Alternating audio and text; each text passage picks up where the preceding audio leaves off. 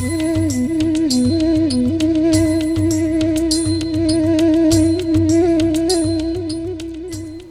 लोग अक्सर देखा जाता है एक अस्पताल में कई बच्चे एक साथ पैदा हो जाते हैं, एक ही समय का कि जुड़वा बच्चा हो, वो भी माँ के गर्भ से एक 2 मिनट के अंदर जन्म लेते हैं।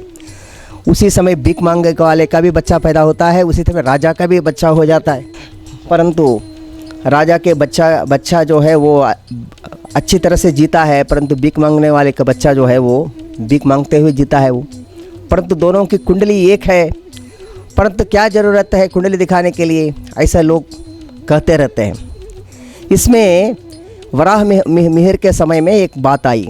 वराह मिहिर से यही प्रश्न किया गया, जातक प्रश्न में बृहद जातक में बताया गया है कि एक ही समय राजा का लड़का हुआ था, उसी समय भीख मांगने वाले का भी लड़का हुआ। वो कुछ दूर में वो उसका जन्म हुआ करके वे लोग उत्सव मना रहे थे। इधर भी राजा के लड़का हुआ तो इनको बड़ा उत्सव मना रहे थे। एक ही समय हुआ तो कुंडली बनाया, परंतु जन्म तो एक ही समय हुआ, परंतु उन लोगों का रोने का अंतर था।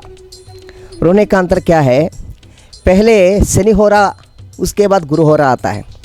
शनि होरा अभी 2 मिनट बाकी रहा, उसी समय वो लड़का पैदा होते ही वो रोना शुरू कर दिया, भीख मांगने वाले का लड़का। शनि क्या है? कपड़ा अच्छा नहीं पहनता, टूटा फूटा कपड़ा पहनता है और भीख मांगने वाले तरह रहता है शनि। इसलिए वो शनि होरा में वो रोने के कारण वो भीख मांगा ही रह गया। फिर वो शनि होरा जब ख़त्म हो गया, गुरु होरा शुरू हो गया, तो राजा का लड़का रोने लगा। गुरु होरा माने गुरु जो है वैभव का मालिक है, इसलिए होरा के माध्यम से एक ही जन्म होने पर भी होरा के हिसाब से, अभी जुड़वा बच्चे में भी यही होता है, एक होरा होता है, एक स्फुट लग्न स्फुट होता है। लग्न स्फुट का भी अंतर आता है। अब लग्न स्फुट में एक नंबर का भी इधर उधर का हो गया तो ये जुड़वा बच्चा भी, एक डॉक्टर होता है, एक इंजीनियर होता है, एक डॉक्टर होता है, एक कुछ भी नहीं पढ़ता। मैंने कहने का मतलब उस जुड़वा बच्चे में भी अंतर हम लोग देखा जाता है। एक की शादी होती है, एक की शादी नहीं होती।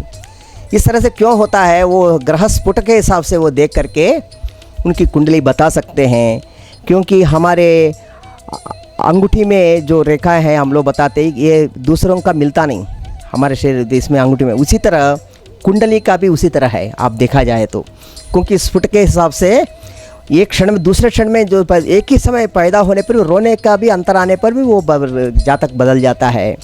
और सबसे पहले शिरोदर्शन होता है, भूमि पत्रम होता है, तीसरा रोदन होता है। ये तीनों में कौन सा लेना चाहिए? ऐसा कहने पर वराह मिहिर का रोदन लेना चाहिए, क्योंकि जो बच्चा पैदा होने के बाद भूमि पर अपने मुंह की आवाज़ से ही वो जीता है, इसलिए वहाँ पर रोना उसका पहला आवाज़ है। पहला आवाज़ होने के कारण उस आवाज़ से ही उसकी ज़िंदगी बनी हुई है।